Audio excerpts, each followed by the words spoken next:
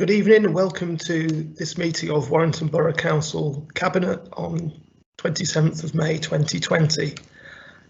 With us tonight are the members of the Cabinet, myself, Councillor Russ Bowden, Councillor Judith Guthrie, Councillor Cathy Mitchell, Councillor Tony Higgins, Councillor Rebecca Knowles, Councillor Maureen McLaughlin, Councillor Hans Mundry, Councillor Hitesh Patel and Councillor Matt Smith. Also joined by officers of the Council, Chief Executive Stephen Broomhead, Linton Green, Amanda Amesbury, Matthew Cumberbatch. This first part, what we call the Part 1 meeting, is open to the public and is being broadcast tonight for members of the public, and I understand there are already a number of members of the public watching, so welcome to you too for tonight's meeting. When we come to confidential items in Part 2, that's when the public broadcast will end and the meeting will carry on with those members able to participate.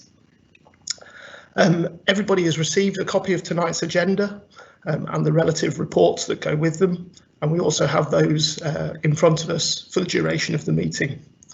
We've also had a number of updates, and those have been circulated and made available for members to view ahead of tonight's meeting.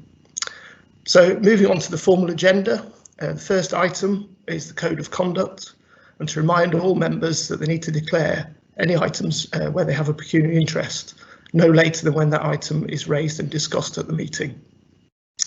In terms of apologies, we don't have any formal apologies tonight from Cabinet members, although I do note for the minutes and the record that Councillor Mundry will be leaving the meeting at approximately 6:25 p.m. In terms of the formal agenda now, moving on to item 3. Item 2 is the minutes of the previous Cabinet meeting that was held on the 6th of April. Are we happy for those to be accepted as a true record, colleagues? Yes. Yes. Yes. Yes. Yes, happy with that. OK, thank you, in which case I will sign those for the record. Moving on to item 3, Cabinet Decisions Forward Plan. You should all have that in front of you, and there's been no updates to the plan. So are we happy with that item? Yes. Yes, that's fine. Yes, fine by me. Yes. OK, thank you, colleagues. Moving on to item 4 then. First report for tonight, use of a dynamic purchasing system for disabled facilities grant. A report from Councillor McLaughlin, please. Thank you, Chair. The purpose of this item is to seek Cabinet approval to use a pseudo-dynamic purchasing system for completion of works funded by the Disabled Facility Grant, and the level of spend is over the applicable overdue threshold, so the key decision requires authorisation by the Cabinet. It also seeks Cabinet approval to award individual contracts following the outcome of the procurement process. So if we move on to item 3, and I'll just go through in a little bit more detail. Disabled Facilities Grant is a mandatory means tested grant to help towards the cost of adapting a person's home to enable them to continue to live there. And the money for this comes from central government funding through the Better Care Fund. Individuals with disabilities can apply to the council for adaptations to their home, and the council acts as an agent to facilitate the work, and the contract for the works is between the client and the contractor. Now, currently the council uses a preferred supplier list. However, as I outlined in 3.5, this is less than ideal and it can cause delays to the process. So looking at how we do things differently in the future, a solution offered is already being used by a number of local authorities listed in 4.2, and they've solved this problem by establishing what is commonly known as a pseudo-dynamic purchasing system. And this is proposed as the procurement process best suited to managing this need. It's a procedure available for contracts for work, services and goods, and it's a procurement tool that has some aspects similar to an electronic framework agreement, but where new suppliers can join at any time. So looking at this in 4.7, you can see the benefits of using a system such as this. It's more streamlined. It will help to reduce prices. There's a clear audit trail. There's a reduction in complexity. It's less restrictive. It's less time consuming, and so on. And it will also encourage small and medium enterprises and particularly local businesses to apply. So from our point of view, there's a social value there for our local businesses and our small to medium enterprises. In item 5, you can see the financial considerations, and using this system will ensure the best use of public funds due to the reach of the online CHESS portal, and it also provides transparency and a clear audit trail on the grant spend. In item 6, if we go to 6.5, the call for competition for this will be published in the OJEU, the official journal of the European Union, and this call for competition will make it clear that a PDPS is involved and will list the criteria which will be used. So the reasons for recommendations are outlined in 10.1, and I seek the Cabinet's approval for those recommendations in item 11.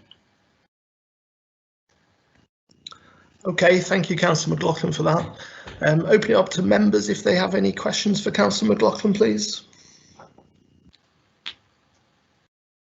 Yes. Okay, Councillor Higgins. Yeah, well, firstly, I welcome this report, Councillor McLaughlin. This is a really vital service. I've actively sought residents to seek out using this as a facility. Being someone who's a carer for somebody with a disability, I don't think people understand that just a basic adaptation, say outside the home, handrails, grab rails in the bathroom, can make a life-changing, create life-changing opportunities. So, as I say, I really do welcome this report, and thank you very much. Thank you, Councillor Higgins. Yes, I agree. It's a really important part of the service that is offered by the council, and it enables people to live more independent lives. And this process that we're looking at now will help to speed all that up, which when you are facing a disability, it is something that's really needed to get those improvements done as quickly as possible and minimise the length of time it takes to get everything agreed. Yeah. Thank you.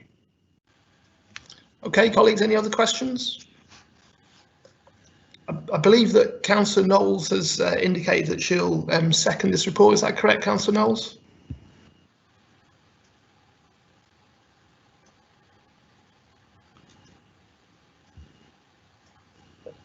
Councillor Knowles, calling Councillor Knowles. Oh, sorry. I thought I unmuted. I had said yes, it is. Okay, right. So, okay then, colleagues, it's been moved and seconded. In order to record the decision of the Cabinet, I'll read through members in turn. So if you can indicate whether you support the recommendations, that'd be helpful. Councillor Bowden, yes. Councillor Mitchell? Yes. Councillor Guthrie? Yes. Councillor Higgins? Yes. Councillor Knowles? Yes. Councillor McLaughlin? Yes. Councillor Mundry? Yes. Councillor Patel? Yes. And Councillor Smith? Yes. Okay, thank you, colleagues. That's unanimous. That report is approved by Cabinet. Moving on to item 5 then, foster care payment scheme. A report from Councillor Smith, please. Okay, thank you. Foster carers provide an excellent and essential service to look after children in our town. Our foster carers payment scheme has not been reviewed though since 2015.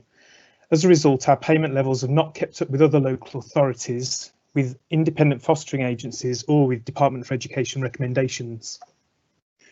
We have carers which we recruit locally under our payment scheme, and this proposal covers that scheme. We also use carers recruited from independent fostering agencies. These cost considerably more than the internal placements, as the independent agency takes a slice off the cost before money is passed to the carers.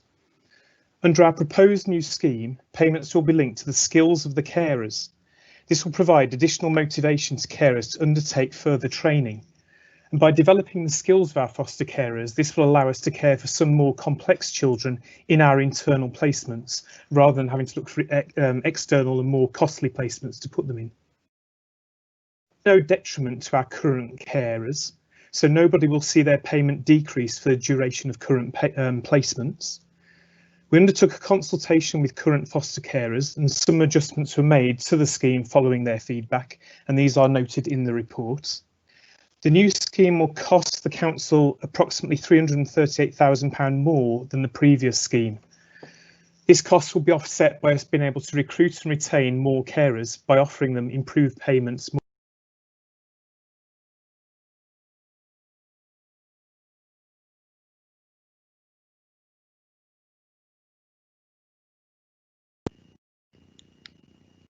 Matt, have you ended up muting yourself?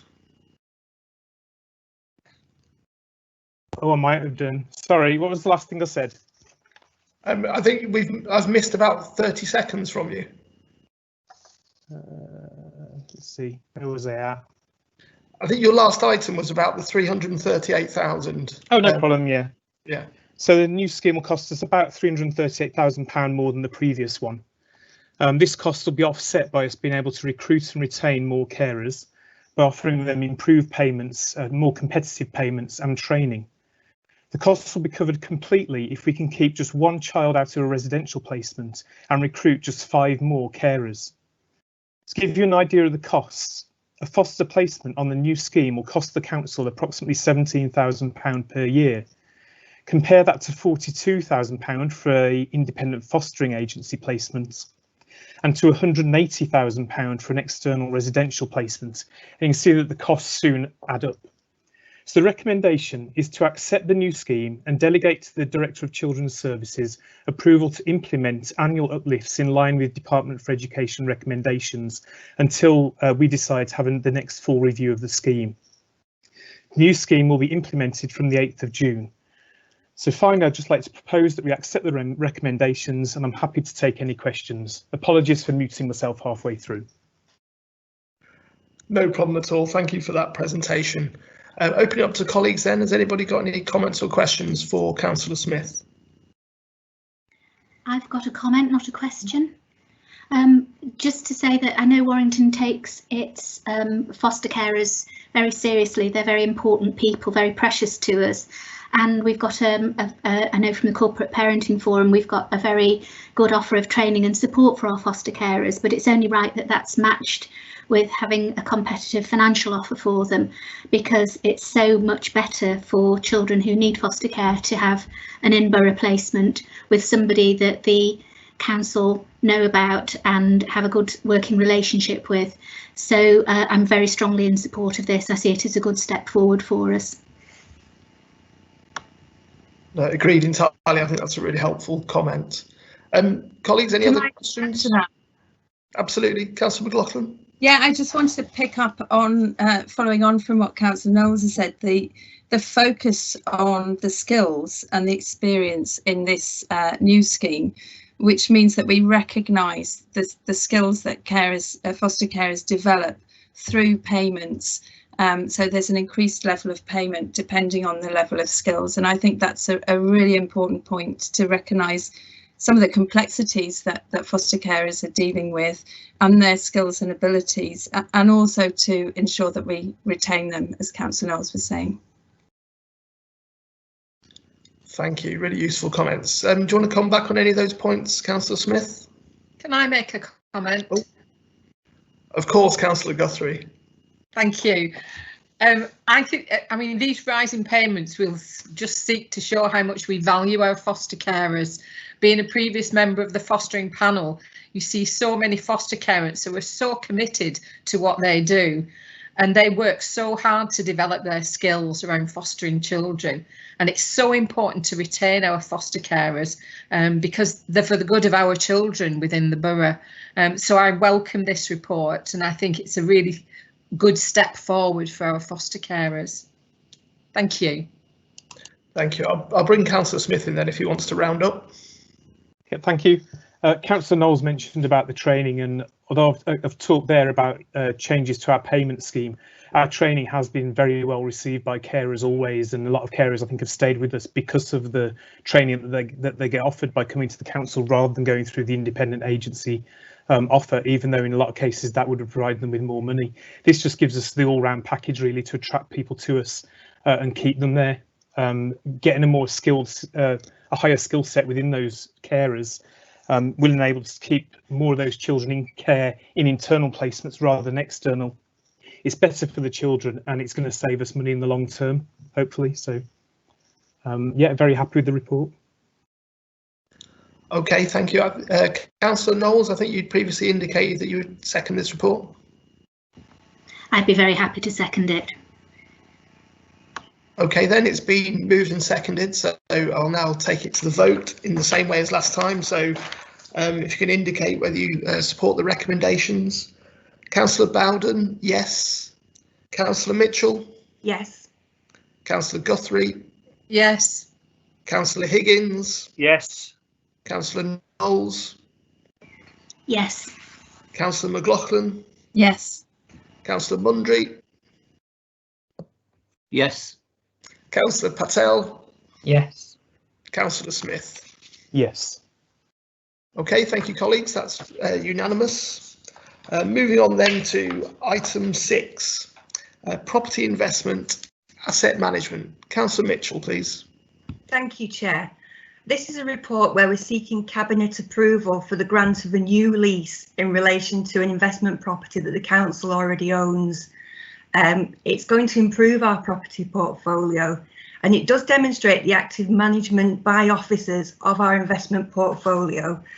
Once again, this will generate income to the council, which we can use to fund services that people value and need, and never more have we seen that than since the COVID crisis broke out. There are commercial details, so there is a Part 2 report that accompanies this. What I would do is I'd like to first thank officers for their efforts in setting up this deal, and also I'll move the recommendation, which is at paragraph 11 in the report. OK, thank you. Very short and sweet. Any comments or questions from members for Councillor Mitchell?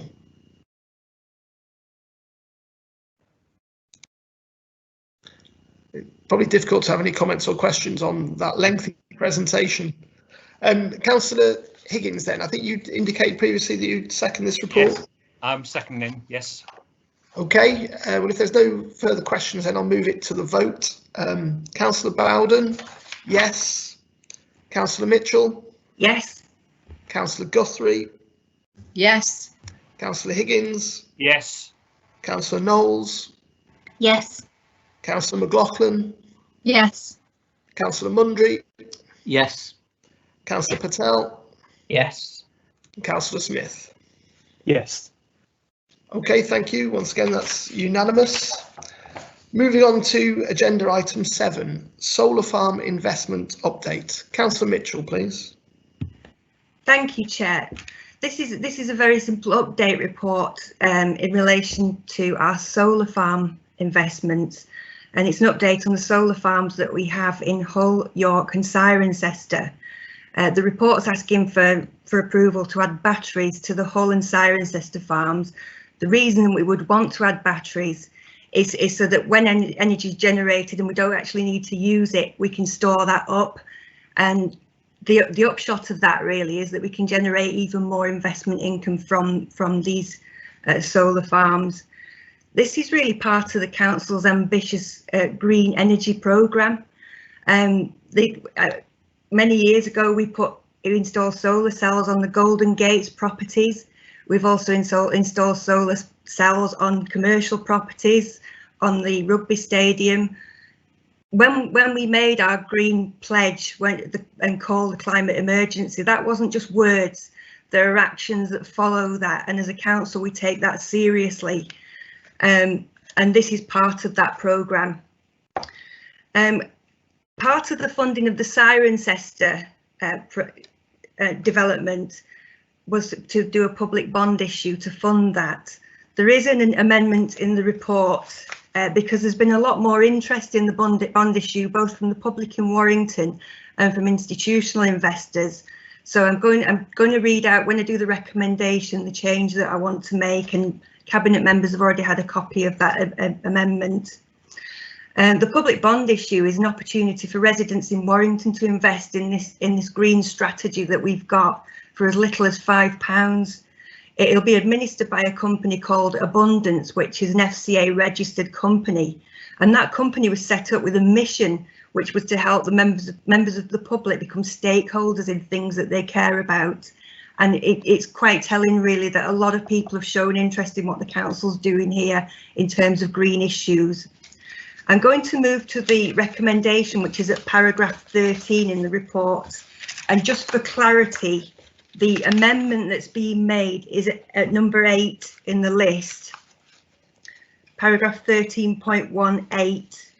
And what the existing recommendations to be deleted, and that's to be replaced with: approve the council issuing a bond to fund the whole or part of the Cirencester solar farm project, and approve the appointment of Abundance Investment Limited as the administrator of the bond. The rest of the recommendation remains the same, and I'll move that recommendation and answer any questions. Okay, thank you, Councillor Mitchell. Opening up to colleagues then, if anyone's got any comments or questions for Councillor Mitchell. Yeah, it's possible. Yeah, Councillor Higgins. Yeah, well, first, I welcome this report. What I do like is this public bond. I think this gives residents the opportunity to have some ownership, certainly around the climate change. And I think, you know, whatever the returns are, the return is this: they're making an investment in climate change and also an investment in their town. So that public bond is a very exciting element to that. That's it. Okay, thank you. Any other comments or questions, colleagues? Can I make a comment? Councillor Guthrie. I support fully this proposal, and it'll help forward our climate change agenda that we've already started. We declared our climate change emergency in June last year, and this will help to make it a reality. Having batteries on a solar farm will help regulate the release of energy, so I think it's a really good asset to add to the proposal. So it is a really good thing for the council to do. Thank you. Okay, I mean, I would certainly add about the coherent strategy the council's had for a number of years around green energy investments, particularly around solar PV installations, and the re-emergence of proposals for Cirencester solar farm, but also the introduction of battery storage is just the council implementing the latest technology and ensuring that the facilities are state of the art, but also they can supply the grid at peak times and obviously maximise the income to the council. And certainly, having seen the installation at York, which is absolutely fabulous and uses that technology, and has been incredibly successful already, then it's clearly an important part of our future. Those solar farms already make the council, the first council in the country that generates and supplies itself with its own 100% green energy. And I agree in terms of the public bond offer. It's not about the council, not wanting to fund this or to find other routes for investment, but it's actually about opening up that potential to residents of Warrington and more widely to share in the benefits of this solar investment, to get a good and guaranteed return, but to know that they're doing their part for climate change as well. And I think that it's really quite exciting to see what the uptake of that will be, and I hope that the people of Warrington absolutely back it. Do we have any other comments or questions from members? I've got a comment to make, please, Chair. Councillor Patel. Thank you. It's just really an observation about point 4.6 in the report, where it mentions £20,000 worth of European funding being helped to being provided to set up the bond, and the government has said on a number of occasions that when we leave the EU, they will replace European structural funding with what they call the UK Shared Prosperity Fund. And to date, I still don't know what they're going to be spending that money on. But we do need structural funding like this to be able to bring forward schemes like the solar scheme and other schemes that we've used EU funding for regeneration in the town. So the government does need to make clear what its intentions are and make those intentions clear as soon as possible, because there was a lot of promises made in the run-up to Brexit. I don't want this to be a debate about Brexit necessarily, but in terms of going back on broken promises, you know, we've just seen about over the last few weeks during the COVID crisis that the government has passed, at the third reading anyway, legislation to lower food standards. So I appreciate COVID is taking up a lot of government attention, as is Dominic Cummings is taking up a lot of government attention as well. But you know, we still need to continue providing services and tackling important issues for towns like Warrington. And the other point I just want to make is that I note in 7.1 it lists the external advice we've had from both barristers and solicitors outside of the council, and it just reminded me of a comment made by the MP for Warrington South, who made some what I would regard as ill-informed and rather flippant comments about risky investments, etc. And without fully understanding, you know, the process we go through, the due diligence we go through to make decisions as a cabinet on behalf of the town to actually bring revenue into the town and actually also do our bit for climate change as well. So that's just to reassure the public that, you know, we do seek advice, both internal and external, to make the right decisions. Thank you for that, Councillor Patel. Some really good points there being made. I don't know, does Councillor Mitchell want to come back on any of the comments made by members? No, I fully agree with what's been said, and it's important to stress that there is a lot of, we don't take every investment opportunity that comes along. There is an awful lot of work that officers put on in the background, consulting externally, and you know, there are no decisions made without all of that that's done. Okay, thank you for that. In terms of seconding this report, I did wonder whether Councillor Guthrie would be interested in seconding it. Yes, that's fine. Okay, thank you. It's been moved and seconded then. So with no further comments, we'll move to the vote. Councillor Bowden, yes. Councillor Mitchell? Yes. Councillor Guthrie? Yes. Councillor Higgins? Yes. Councillor Knowles? Yes. Councillor McLaughlin? Yes. Councillor Mundry may have already left. Sounds like it. Councillor Patel? Yes. Councillor Smith? Councillor Smith? Yes. Okay, thank you. That's unanimous. Those members still present. Moving on then to item 8, COVID-19 procurement arrangements. Councillor Mitchell again, please. Thank you, Chair. This is basically an update on when COVID broke out. There were emergency policy updates that came from government which modified the way that councils can modify or award contracts during COVID. There is normally a tender process with this, but obviously it couldn't be followed either by the people that were tendering or by the council itself. The council, however, still needed to keep the business going. So there were temporary systems put in place to delegate authority for dealing with those contracts, which involve council officers and cabinet members, and that's set out in paragraph 3.4 of the report.